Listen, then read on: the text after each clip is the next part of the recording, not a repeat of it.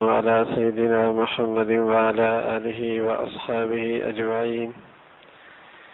الحمد لله والصلاة والسلام على سيدنا محمد وعلى آله وأصحابه أجمعين.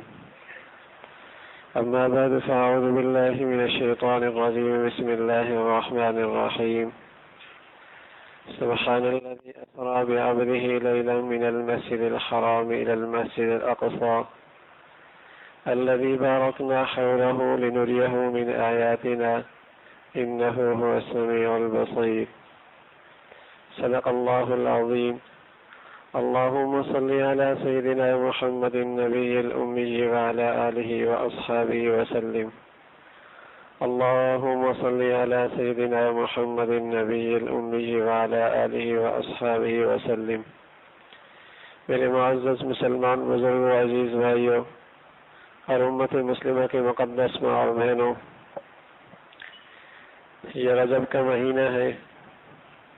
جب اس کا آغاز ہوتا تو نبی علیہ الصلوۃ والسلام دعا مانگتے: اللہم بارک لنا فی رجب و شعبان وبلغنا رمضان. اللہم بارک لنا فی رجب و شعبان وبلغنا رمضان. اے اللہ، میرے رجب میں برکت دے، میرے شعبان میں برکت دے اور مجھے رمضان عطا فرما.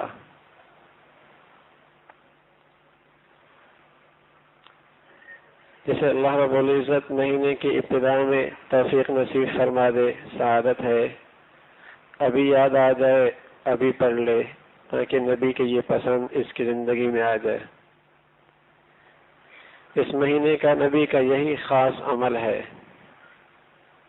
کہ اسی مہینے سے نبی علیہ الصلوۃ والسلام گویا کہ رمضان کے استقبال کی تیاریاں کر رہے ہیں.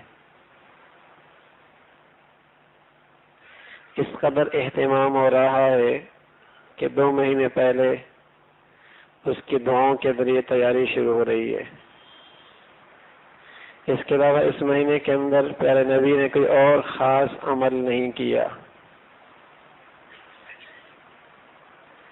اس میں اہل سنت والجماعت کا ایمان ہے کہ نبی علیہ الصلوۃ والسلام کو معراج ہوا، لیکن کس مہینے میں ہوا، کس تاریخ میں ہوا، یہ بات طے نہیں ہوئی.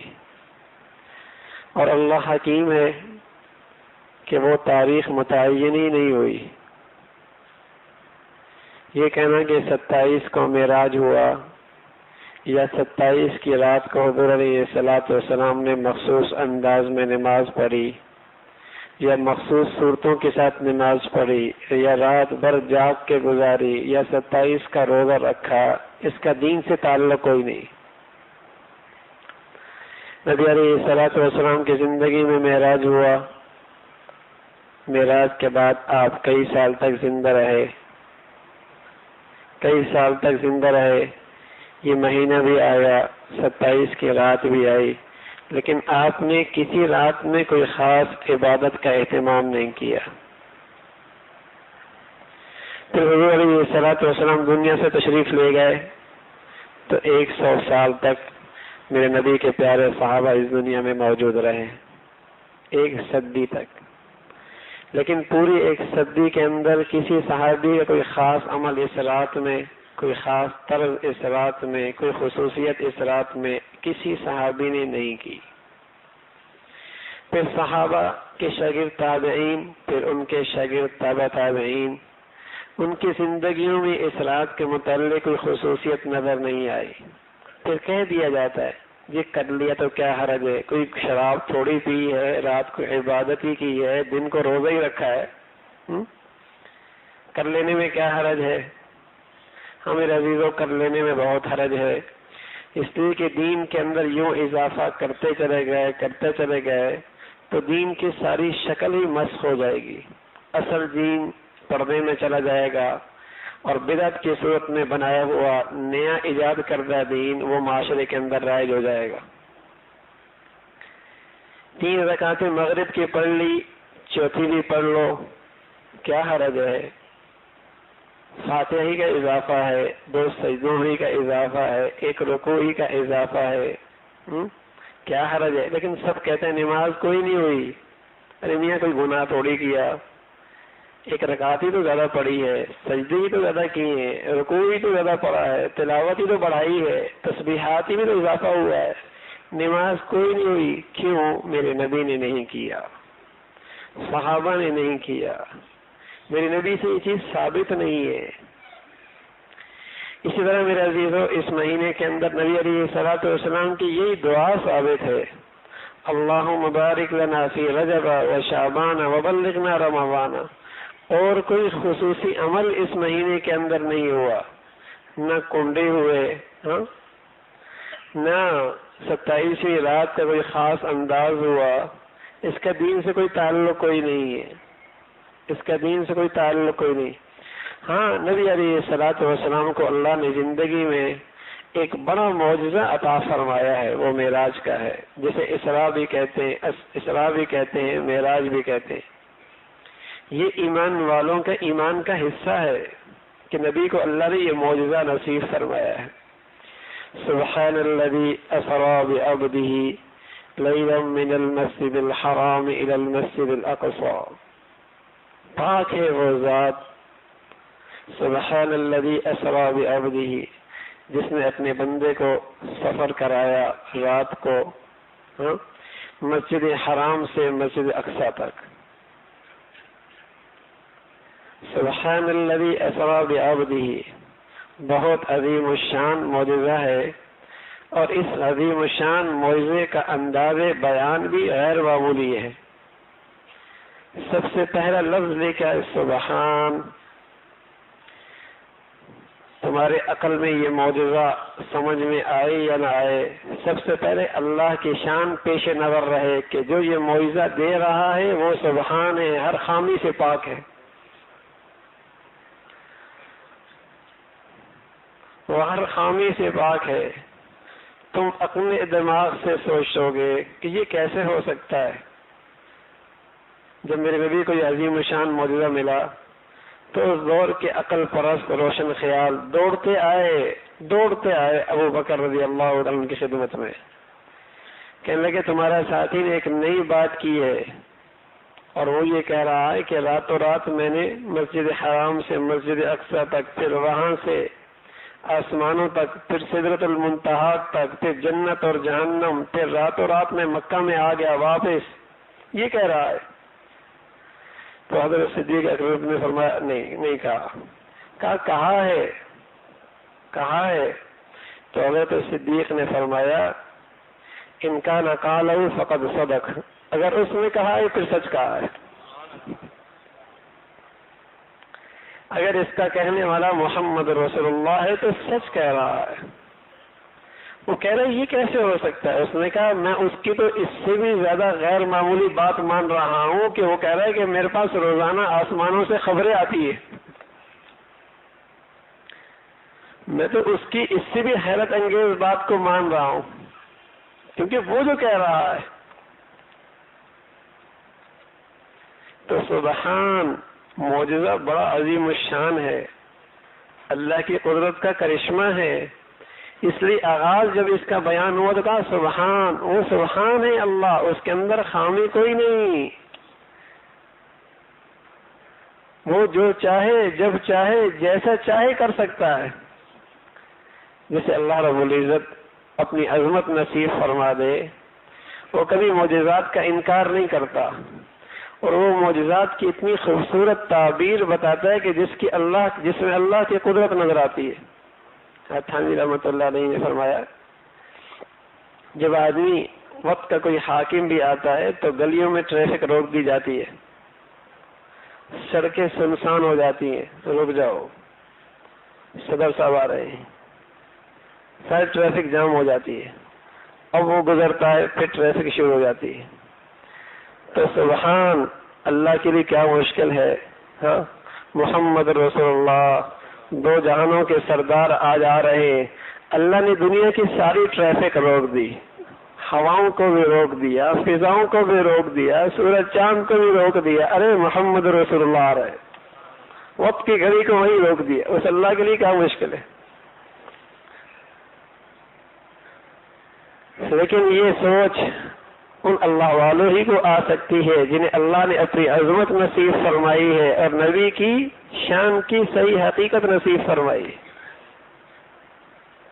سبحان الذی اسری بعبدہ، تو یہ ایک غیر معمولی معجزہ ہے، غیر معمولی معجزہ ہے. سبحان الذی اسری، اس لیے پہلا کلمہ لایا سبحان، وہ پاک ہے. اسری بعبدہ، میرے نبی کی بہت ساری خوبیاں ہیں، بہت ساری خوبیاں ہیں، لیکن نبی کی سب سے بڑی خوبی یہ کہ اس کے اندر بندگی کمال درجے کی ہے. اس لیے اللہ نے جب عظیم شان معجزے کا تذکرہ فرمایا تو نبی کی سب سے بڑی خوبی کا تذکرہ فرمایا. سبحان الذی اسری بعبدہ، عبدیت، عبدیت سب سے بڑی خوبی ہے. اور اللہ نے محمد رسول اللہ کو انسانیت کے لیے کامل عبدیت کا آپ کو نمونہ بنایا تھا، اس لیے کہ آپ نے بندوں کے لیے نمونہ بننا تھا. آپ اپنی بندگی میں با کمال تھے. یہی وجہ ہے جب آدمی نیک لوگوں کی صحبت میں بیٹھتا ہے، نیک لوگوں کی صحبت میں بیٹھتا ہے، اہل اللہ کی صحبت میں بیٹھتا ہے، تو پوری طور پہ اگر اس کی تربیت نہ بھی ہو لیکن تربیت کا ایک راستہ کھل جاتا ہے کہ بڑے آدمی کی صحبت میں جب بیٹھتا ہے تو اسے کم از کم اپنی خامیاں نظر آنے لگتی ہیں. جب صحبت میں بیٹھتا ہے، بات سنتا ہے، تو یہ کم از کم اسے اپنی خامیاں نظر آنے لگتی ہیں. راستہ تو مل گیا نا، چابی تو مل گئی، چاہے تو ان خامیوں کو دور کر دے. اب تک تو بزرگ سمجھ رہا تھا، اب تک تو اپنے آپ کو سبھی کچھ سمجھ رہا تھا. 20-25 آدمی کہتے ہیں آپ تو بہت نیک ہیں، تو یہ بھی سمجھنے لگتا ہے ہاں واقعی بہت نیک ہوں میں.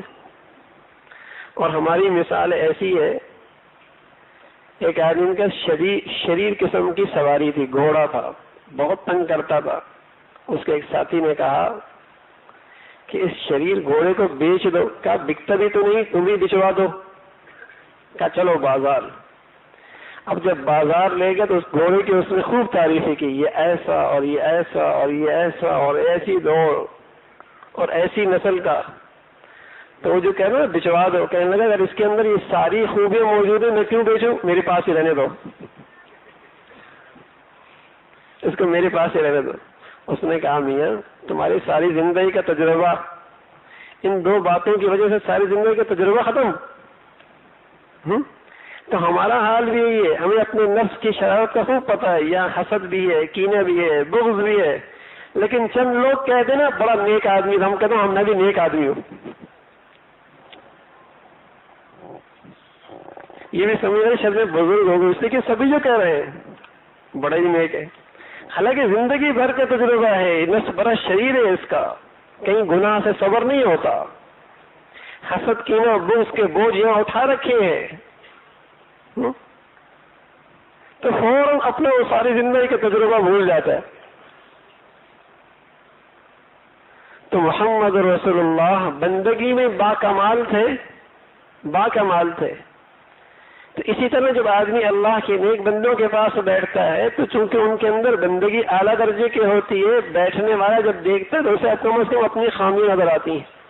اور صحابہ رضوان اللہ علیہ اجمعین چونکہ کامل بندے کے پاس محمد اللہ کی صحبت اٹھائی تھی، اس لیے صحابہ کبھی بھی اپنی بندگی سے مطمئن نہیں ہوئے. صحابہ کبھی بھی اپنی بندگی سے مطمئن نہیں ہوئے، اس لیے کہ محمد رسول اللہ کامل بندے کے نمونے تھے. اور صحابہ جب اپنی زندگی نبی کے سانچے میں دیکھتے خامی پاتے، والمستغفرین بالاسحار، سحری کے وقت اپنے اللہ سے معافی ہی مانگتے رہتے، اللہ کوتاہی ہو گئی. آج بدقسمتی میں صحبت نہیں رہی، اچھی صحبت نہیں رہی، اچھی صحبت نہیں رہی، اس لیے جو جہاں ہے وہ سمجھ رہا ہے میں ہی سب کچھ ہوں. نہ بڑوں کی زندگی پڑھنے کی توفیق ملتی ہے، نہ بڑوں کی زندگی سننے کی توفیق ملتی ہے، نہ اچھی صحبت کی توفیق ملتی ہے، اس لیے اپنی ساری خامیاں چھپی رہتی ہیں. تو صحابہ رضوان اللہ علیہم اجمعین چونکہ بندے کے اعلیٰ درجہ محمد رسول اللہ ان کے صحبت میں بیٹھتے تو کبھی بھی مطمئن نہیں ہوئے. حضرت حنظلہ کہنے لگے نافق حنظلہ، حنظلہ تو منافق ہو گیا. حضرت عمر رضی اللہ تعالیٰ عنہ حذیفہ ابن یمان کو بلاتے ہیں میرے نبی کے جانے کے بعد. کیا حذیفہ اور کچھ نہیں پوچھتا، صرف اتنا پوچھتا ہوں کہ نبی نے مدینہ کے منافقین کے نام بتائے ہیں، کہیں ان میں میرا نام تو نہیں ہے؟ اللہ اکبر. ابو بکر رضی اللہ تعالیٰ عنہ جن کا ایمان پہاڑوں جیسا، کہہ رہے کاش کے پرندہ ہوتا، اڑ جاتا، نام و نشانی مٹ جاتا. اما عائشہ رضی اللہ تعالیٰ عنہ آدھا علم امت تک اس خاتون کے واسطے سے نصیب ہوا. یہ کہنے لگی کاش کے گھاس پھوس ہوتی، کاٹ دی جاتی، ختم ہو جاتی. یہ کیا تھا کہ محمد رسول اللہ کی زندگی آنکھوں کے سامنے ہے، جب اپنے آپ کو سانچے میں ڈالتے تو خامیاں ہی خامی نظر آتی ہیں. تو میرے عزیزو، کیونکہ ہمیں اچھی صحبت نہیں ملتی، اس لیے جمعے کی نماز پڑھنے والا بھی دینداری پہ مطمئن، عید کی نماز پڑھنے والا بھی مطمئن، 4 نمازیں پڑھنے والا بھی مطمئن، صرف مسجد کی دینداری والا بھی مطمئن، صرف چند اخلاق کے بول رکھنے والا بھی مطمئن، جو جس سطح پر دین کی ہے وہ سب مطمئن ہے. جو دین کی جس سطح پر ہے سب مطمئن ہے. کبھی اندر ٹھیس نہیں اٹھتی، اندر درد نہیں اٹھتا کہ میرے اندر دین کی کتنی، ہاں پیسوں کا درد ضرور اٹھتا ہے. کیوں؟ اس لیے کہ ایسے پیسوں والوں کے پاس بیٹھتے ہیں جو اس سے بڑا مالدار ہے. ایسے گاڑی والے سے ملاقات ہوتی جس کی گاڑی اس سے اچھی ہے. ایسے گھر والوں سے دوستی ہے جس کے محلات اس سے شاندار ہیں.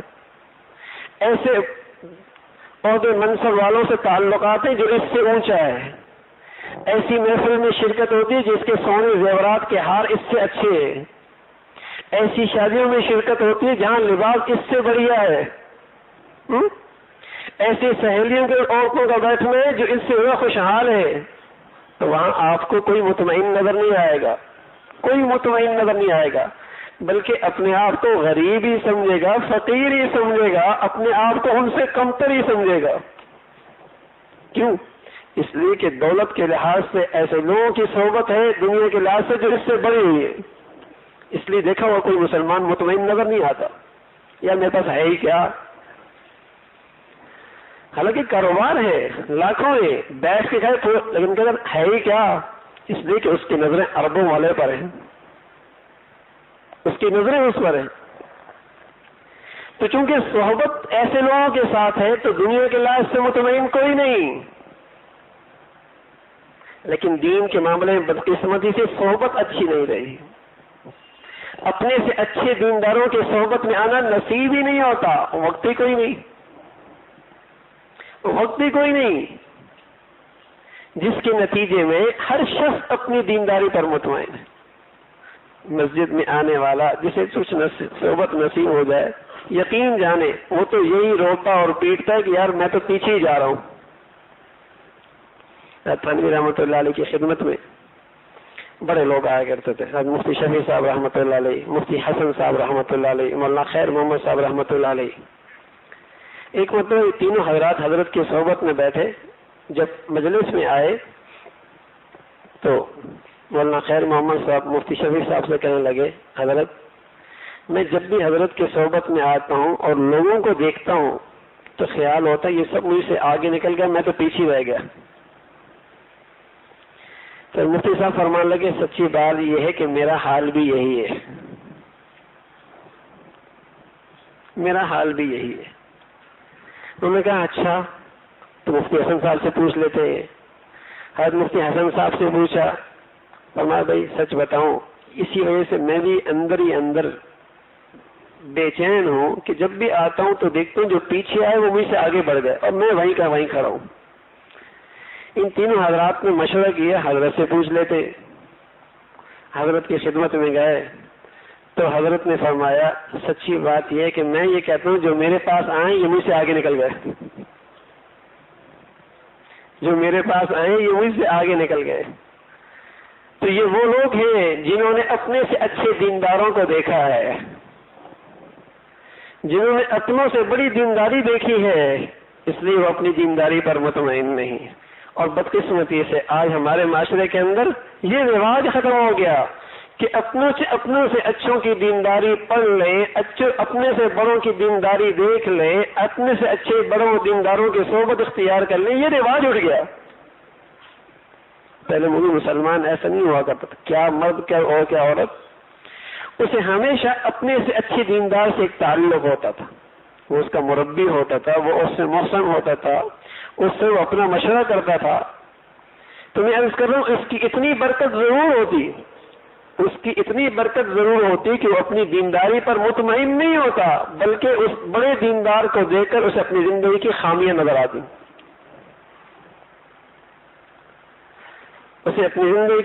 نظر آتی، محمد رسول اللہ صلی اللہ علیہ وسلم کو اللہ نے بندگی میں کمال نصیب فرمایا۔ سبحان الذی اسری بعبدہ، یہی خوبی ہے عبدیت، یہی اعلیٰ درجے کی خوبی محمد رسول اللہ، اور یہ صفت اللہ کے رسول کو اتنی پسند ہے کہ حضور علیہ الصلوۃ والسلام فرمایا کرتے تھے احب الاسماء الی اللہ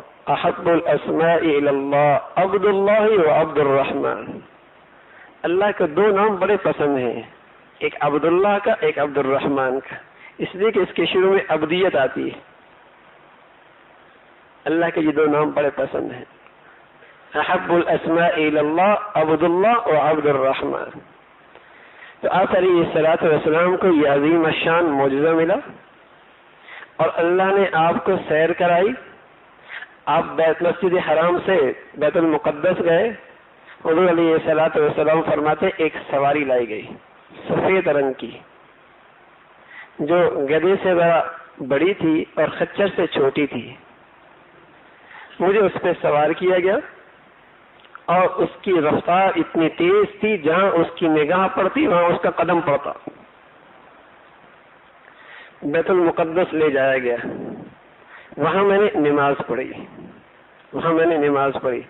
پھر آپ علیہ الصلوۃ والسلام نے فرمایا، جب میں ایک مرتبہ واپس آ کر میں نے کہا کہ مجھے اللہ نے معراج دی ہے، سیر کرائی ہے، تو مکہ والے کہنے لگے اچھا یہ بتاؤ بیت المقدس کیسی تھی، اس لیے کہ ان کا سفر شام میں ہوتا رہتا تھا۔ حضور علیہ الصلوۃ والسلام فرمانے لگے میں گیا تو صحیح، لیکن یہ میں نے کہاں دیکھا کہ کھڑکیاں کتنی، دروازے کتنے ہیں، یہ تو میں نے نہیں دیکھا۔ لیکن جیسے ہی انہوں نے سوال کیا میرے اندر سے بے چینی اٹھی، تو جل اللہ لی المسجد مسجد الاقصی، اس سے اسمانے کہ میرے اندر بے چینی ہوئی، اللہ رب العزت نے مسجد اقصی اور میرے درمیان کے سارے پردے ہٹا دیے۔ میں دیکھتا جا رہا ہوں اور انہیں بتاتا جا رہا ہوں کہ اتنے دروازے، اتنی کھڑکی ہیں، یہ ہے۔ اللہ کی قدرت ہے، وہ بادشاہ ہے، وہ قدرت والا ہے، وہ قہار ہے، وہ عزیز ہے، وہ فتاح ہے، وہ قدیر ہے۔ یہ معجزہ اللہ نے دیا ہے، محمد رسول اللہ کو ملا ہے۔ تو حضور علیہ الصلوۃ والسلام نے فرمایا جب میں نماز سے فارغ ہوا تو پھر مجھے آسمانوں پہ لے جایا گیا۔ پہلے آسمان پہ حضرت آدم علیہ الصلوۃ والسلام سے ملاقات ہوئی، انہوں نے مرحبا فرمایا۔ دوسرے آسمان پہ حضرت عیسیٰ علیہ الصلوۃ والسلام، حضرت یحییٰ علیہ الصلوۃ والسلام سے ملاقات ہوئی، انہوں نے مرحبا کہا۔ تیسرے آسمان پر یوسف علیہ الصلوۃ والسلام سے ملاقات ہوئی، انہوں نے مرحبا کہا۔ چوتھے پہ حضرت ادریس علیہ الصلوۃ والسلام سے ملاقات ہوئی، انہوں نے مرحبا کہا۔ اور پانچویں پہ حضرت ہارون سے ملاقات ہوئی، انہوں نے مرحبا کہا۔ چھٹے پہ موسیٰ علیہ الصلوۃ والسلام سے ملاقات ہوئی، انہوں نے مرحبا کہا۔ اور ساتویں پہ بیت اللہ کی سیدھ میں بیت المعمور ہے، پیارے نبی فرما رہے 70,000 فرشتے اس کا طواف کرتے ہیں، ایک بار کرتے ہیں، قیامت تک دوبارہ باری کوئی نہیں آنی۔ اللہ کے فرشتوں کی تعداد اتنی ہے۔ ادھر ابراہیم علیہ الصلوۃ والسلام بیت المعمور کی دیوار کے ساتھ ٹیک لگا کے بیٹھے ہیں، انہوں نے بھی آپ کو مرحبا کہا.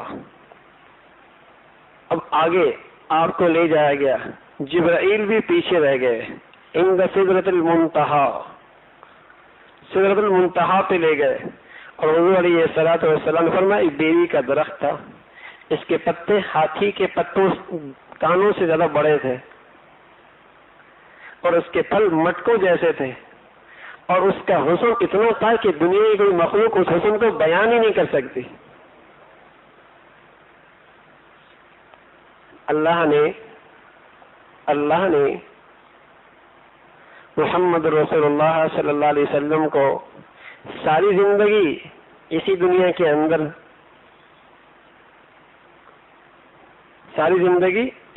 کے اندر احکام دیے، اور سارے احکامات اسی دھرتی پہ ملے.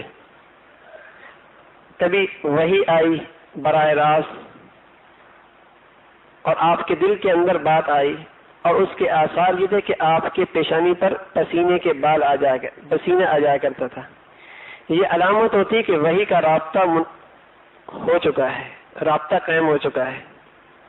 کبھی جبرائیل امین خود آتے ایک صحابی دہیہ کلبی کی صورت میں، اور آپ کو پیغام دے جایا کرتے تھے.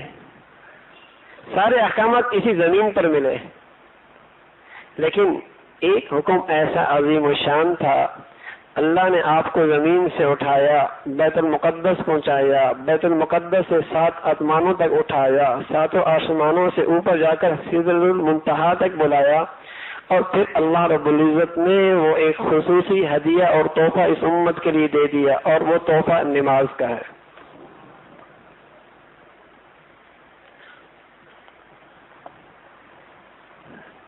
جس تحفے کی عظمت اللہ نے یوں دکھائی اور یوں کرائی، اور آج امت اس تحفے کے ساتھ کیا حال کر رہی ہے.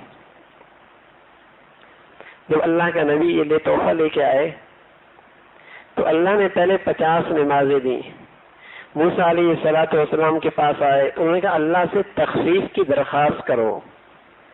اللہ سے تخفیف کی درخواست کی، کم ہوتی چلی گئی، پھر آئے، پھر کم ہوتی چلی گئی، پھر آئے، پھر کم ہوتی چلی گئی، یہاں تک کہ 5 نمازیں رہ گئی. جب 5 رہ گئی تو موسیٰ علیہ الصلوۃ والسلام نے فرمایا اور کم کرا لو. تو حضور علیہ الصلوۃ والسلام نے فرمایا اب مجھے حیا آتی ہے، اب مجھے حیا آتی ہے. ادھر اللہ رب العزت نے فرمایا ما یبدل القول لدی، ما یبدل القول لدی، ہماری بات بدلا نہیں کرتی. ہم نے 50 کہی تھی نا، تمہارے لیے 5 کر دیں، لیکن ثواب وہی 50 کا دیں گے، اجر و ثواب وہی 50 کا ملے گا. تو حضور علیہ الصلوۃ والسلام اتنا عظیم الشان تحفہ لے کے آئے، اس لیے کہا جاتا ہے الصلاۃ معراج المؤمن. نبی نے معراج یوں کی، اپنے جسم کے ساتھ، اپنے روح کے ساتھ. اور بندہ جب نماز کرتا ہے تو اسے بھی عروج ملتا ہے، اسے بھی بلندیاں نصیب ہوتی ہیں. یہ اللہ کے سب سے زیادہ قریب سجدے میں ہوتا ہے، سب سے زیادہ قریب سجدے میں ہوتا ہے. اللہ اپنی محبت نصیب فرما دے، عظمت نصیب فرما دے، اور ایسے سجدے نصیب فرما دے کہ اللہ کے قرب کا احساس ہو جائے. جب ماں کے قرب کا احساس ہو، اور ماں بھی ایسا جو محبت بھی کرتی ہو، اور دلوں کے اندر اس کی عظمت بھی بیٹھی ہو، تو اس کی جھولی میں سر رکھا جاتا ہے، اٹھانے کا دل نہیں کرتا. اللہ اپنی ایسی عظمت دے، ایسی محبت دے، اپنے قرب کا احساس نصیب فرما دے، پھر سجدوں میں گھنٹے گزر جایا کرتے ہیں. پھر سجدوں کے اپنے مزے ہیں، پھر سجدوں کی اپنی لذت ہے. اگر نماز کے اللہ یہ ذوق نصیب فرما دے کہ اللہ کا قرب نصیب ہو گیا، تو اس کی اپنی لذت ہے. نماز میں بندہ اللہ کے قریب ہو جاتا ہے. جنہیں لذت ملتی ہے یتورمت قدما، کھڑے ہیں اپنے محبوب کے سامنے، احساس ہی کوئی نہیں کہ جسم کا کیا حال ہو رہا ہے، پاؤں پہ ورم آ گیا، لیکن لطف آ رہا ہے، اللہ کا قرب ہے. حضرت فاطمہ رضی اللہ تعالیٰ عنہ عشاء کے بعد کھڑی ہوئی، قرآن کی تلاوت شروع کی، نماز شروع ہو گئی، اللہ کا قرب آ گیا. ایسا مزہ آیا کہ 2 رکعتوں میں سارا قرآن پڑھ لیا. اذانیں ہونے لگی کہ لگی اللہ تیری راتیں اتنی چھوٹی کہ فاطمہ کی صرف 2 ہی رکعتیں ہوئی. ہمیں وہ لذت ہی کوئی نہیں نا، اس لیے بھاری لگتی ہے نماز، اس لیے نماز بھاری لگتی ہے، بوجھ سمجھا جاتا ہے. کتنے نادان ہے مسلمان، کہتے ہیں وقت نہیں ہے، تو پیدا کس لیے ہوا ہے؟ کھانا پینا ہی ہے، تو بلیاں بھی کر رہی ہیں، جسے کہیں گے جانور بھی کر رہے ہیں، ہاں، اور جنگل کی ہر مخلوق کھا رہی ہے، پی رہی ہے، بچے پیدا کر رہی ہے. پھر اس انسان کو پیدا کرنے کا کیا مقصد ہے؟ اسے تو اللہ نے اپنی رضا کے لیے پیدا کیا تھا. یہ کہنا وقت نہیں ہے، میں پاک نہیں ہوں. ارے اس ناپاکی میں اللہ کے پاس جائے گا، اسی حال میں مر گیا تو؟ پاک آدمی کے پاس رحمت کے فرشتے آیا کرتے ہیں، ناپاک آدمی کے پاس تو رحمت کے فرشتے بھاگتے ہیں. اس حال میں موت آ گئی تو کون سے فرشتے آئیں گے؟ روح کون قبض کرے گا؟ پاک آدمیوں کے پاس فرشتے رحمت کے آیا کرتے ہیں، جنت کے فرشتے انہی کے پاس آیا کرتے ہیں. تو یہ کہتا ہے پاک نہیں ہوں، کپڑے پاک نہیں، جسم پاک نہیں. خدا نہ خواستہ اسی حال میں رخصت ہو گیا.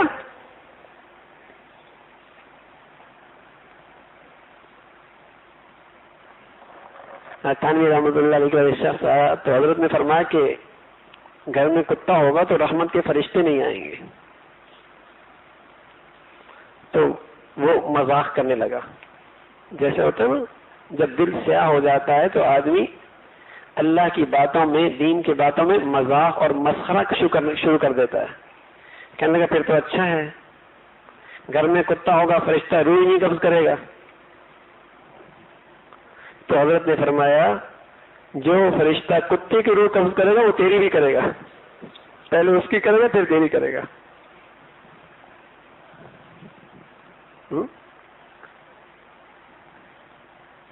تو جیسے اللہ رب العزت نے اپنی عبادت کے لیے پیدا فرمایا اور اتنا عظیم شان معجزہ ملا، آج مسلمانوں کی زندگی میں وہ فریضہ بھی نہیں ہے، وہ فریضہ بھی نہیں ہے. لیکن کتنے ہیں نمازی، کتنے ہیں نماز پڑھنے والے؟ 10% مشکل سے، 5% مشکل سے. یعنی شراب پینے والے کو شرم آتی ہے، لوگ دیکھ رہے ہیں. بے نمازی کو کوئی حیا نہیں آتا کہ لوگ کیا کہیں گے، اللہ بلا رہا ہے اور میں نہیں جا رہا.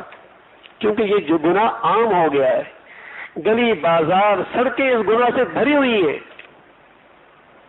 حالانکہ شراب پینے سے بڑا گناہ ہے نماز کا چھوڑنا. ما سلککم فی سقر قالوا لم نک من المصلین. کیوں پڑے ہو جہنم میں؟ لم نک من المصلین، نماز نہیں پڑھتے تھے. اللہ کا کلام ہے یہ.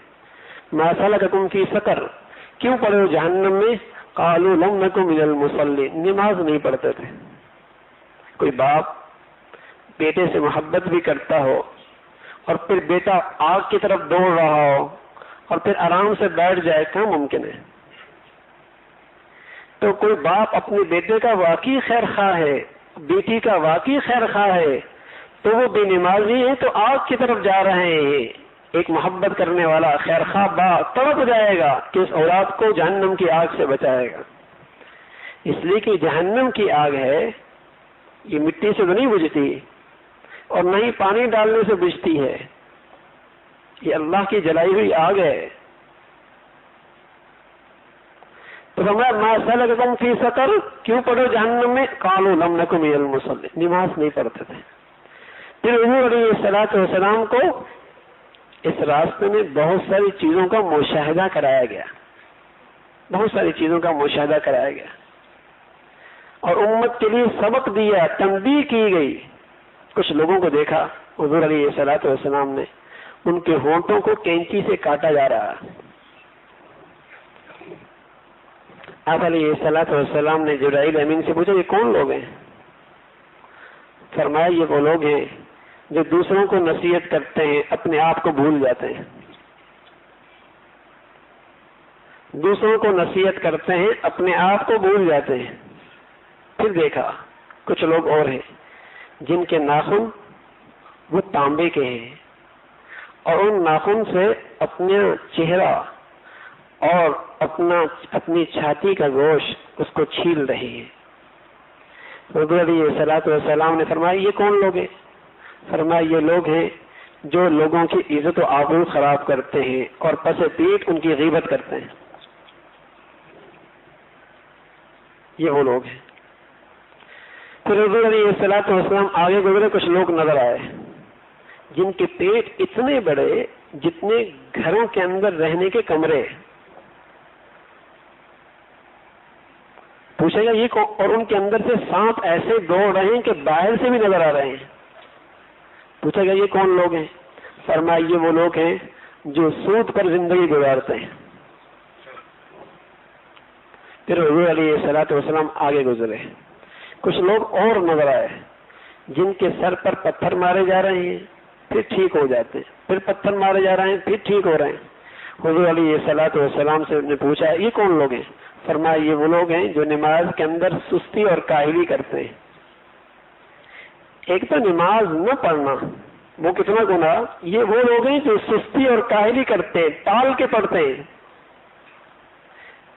پھر حضور علیہ الصلوۃ والسلام آگے تشریف لے گئے، کچھ لوگ اور نظر آئے.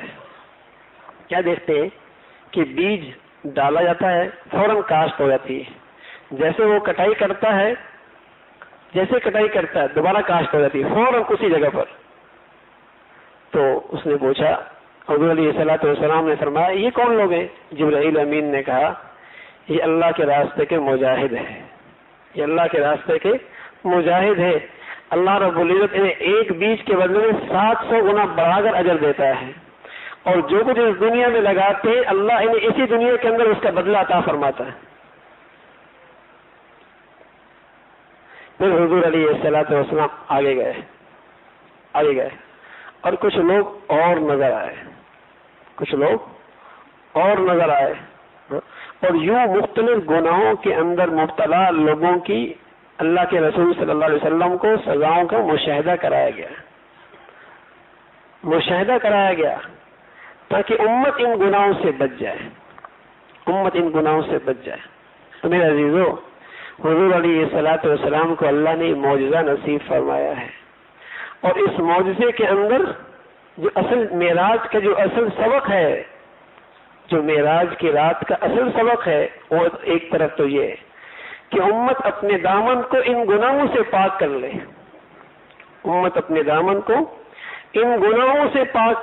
اپنے گھروں کو ان گناہوں سے پاک کر لے، اپنی گلی بازاروں کو ان گناہوں سے پاک کر لے. اور ہم نے آسان سبق لے لیا کہ گھروں پہ چراغاں کر دو، گلیوں پہ چراغاں کر دو، حلوے مانڈے پکانا شروع کر دو. یہ سبق لے لیا، حالانکہ اس کا سبق یہ تھا کہ ان گندگیوں سے اپنے گھروں کو پاک کیا جائے، اپنی خوشیوں کو پاک کیا جائے، اپنے بازاروں کو پاک کیا جائے، اپنے جسم کو ان گندگیوں سے پاک کیا جائے. اور پھر سب سے بڑا تحفہ جو اللہ کے رسول صلی اللہ علیہ وسلم لے کے آئے، نماز کا، اس تحفے کی قدر کی جائے. جب اللہ کے رسول صلی اللہ علیہ وسلم اس تحفے کو لے کے آئے تو صحابہ بڑے خوش کہ اللہ سے ملاقات کا بہانہ مل گیا. اللہ سے ملاقات کا بہانہ مل گیا کہ نماز مل گئی. اس لیے مسلمان جب نماز پڑھتے تھے تو جتنی اس کی نمازوں کی خشوع ہوتی تھی، پہچان ہوتی کہ یہ کتنا ایمان والا ہے. ایک مرتبہ اسٹیشن پہ، دہلی کے اسٹیشن پر حضرت خلیل احمد سہارنپوری رحمۃ اللہ علیہ اور آپ کے کچھ متعلقین اسٹیشن پہ نماز پڑھ رہے ہیں.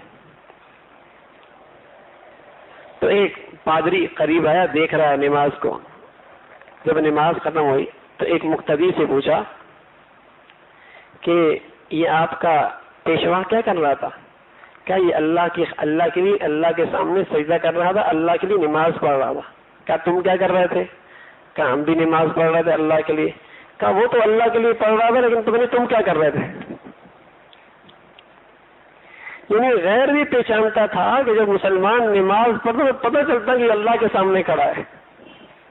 ایسی نماز ہوا کرتی تھی، اہتمام ہوا کرتا تھا. اب تو میرے عزیزوں کچھ جو نمازی ہیں بھی نا وہ بھی بھاگ دوڑ میں نماز ہے ان کی، جو باہر چھوڑ کے آئے نماز کے اندر اسے پورا کر لیا، جو دکان پہ بیٹھے کام چل رہا تھا نماز میں آ کر اسے پورا کر لیا، اور جو چیز نماز میں یاد نہیں آ رہی، جو باہر بازار میں یاد نہیں آ رہی، جو نماز میں یاد آ گئی۔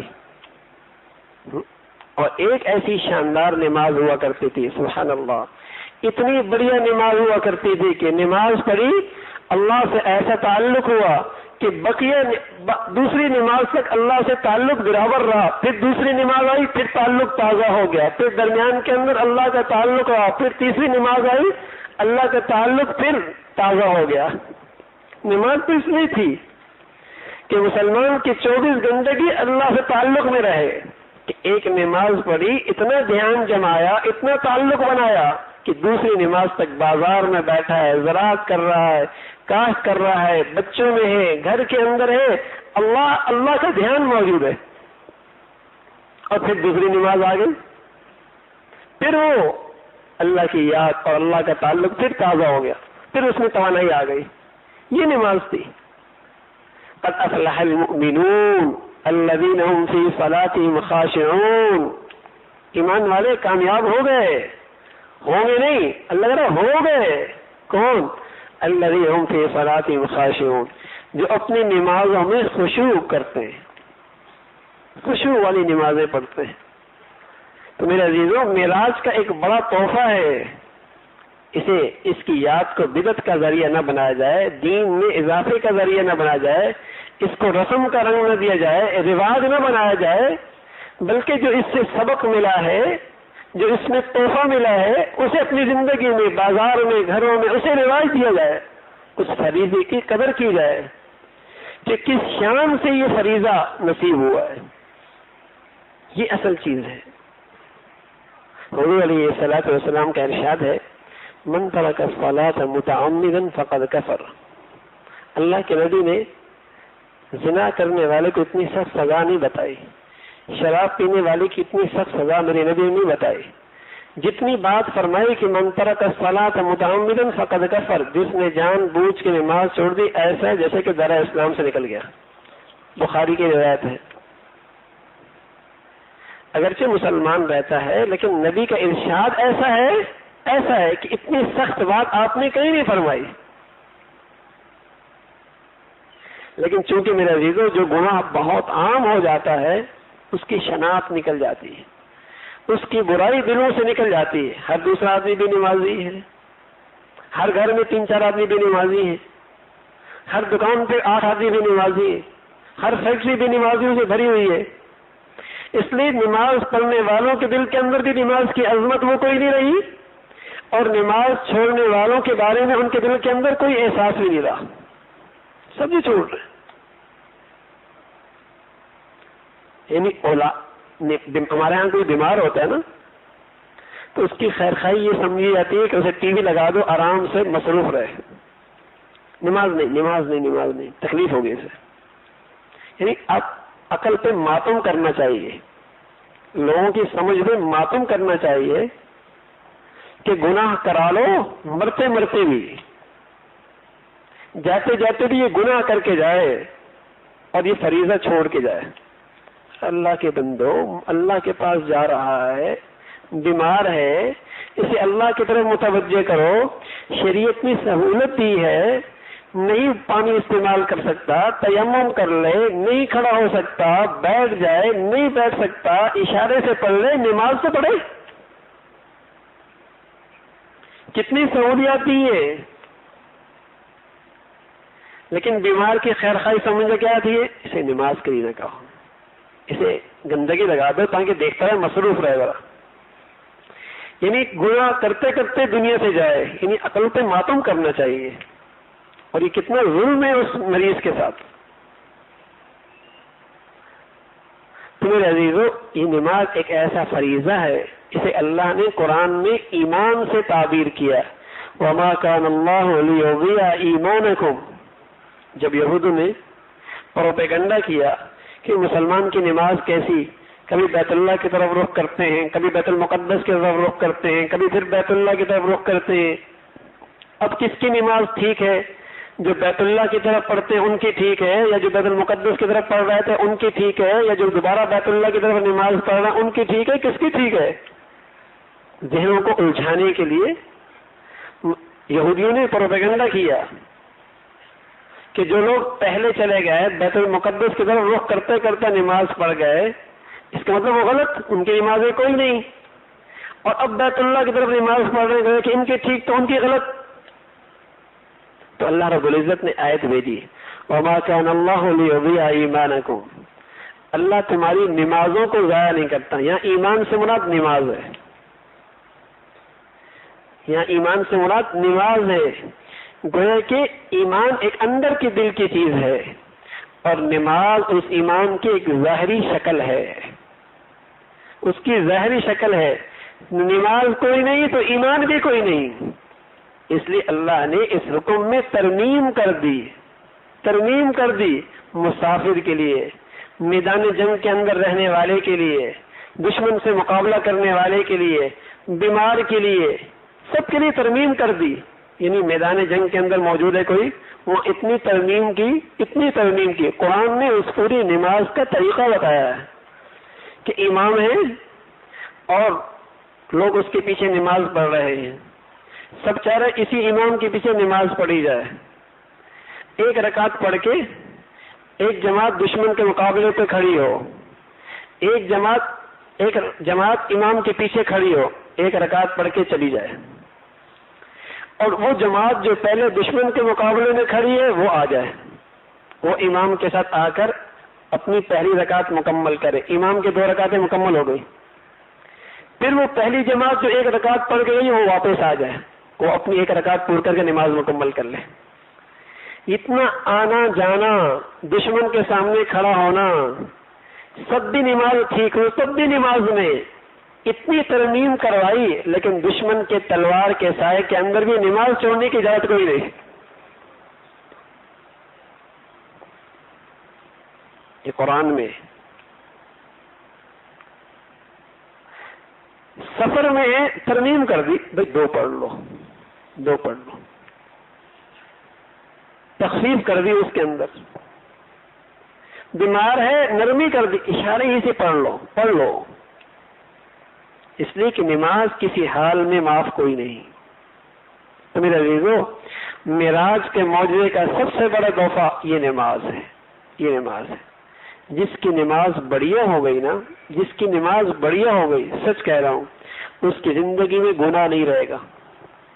یہ بات اللہ نے کہی ہے، ان الصلاۃ تنہی عن الفحشاء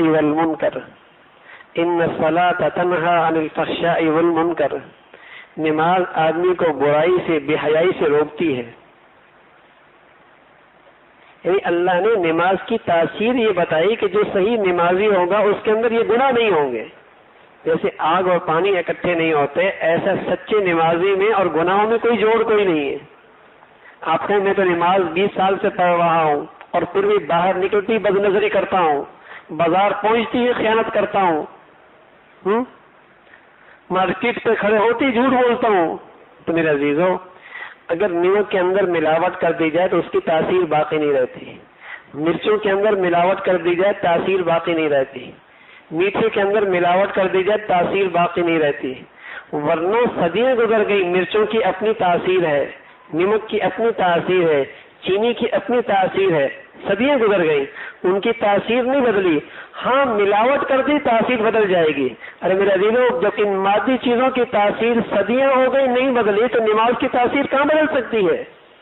لیکن بدقسمتی سے نماز میں ملاوٹ ہو گئی ہے، نماز میں خشوع نہیں رہا، دھیان نہیں رہا۔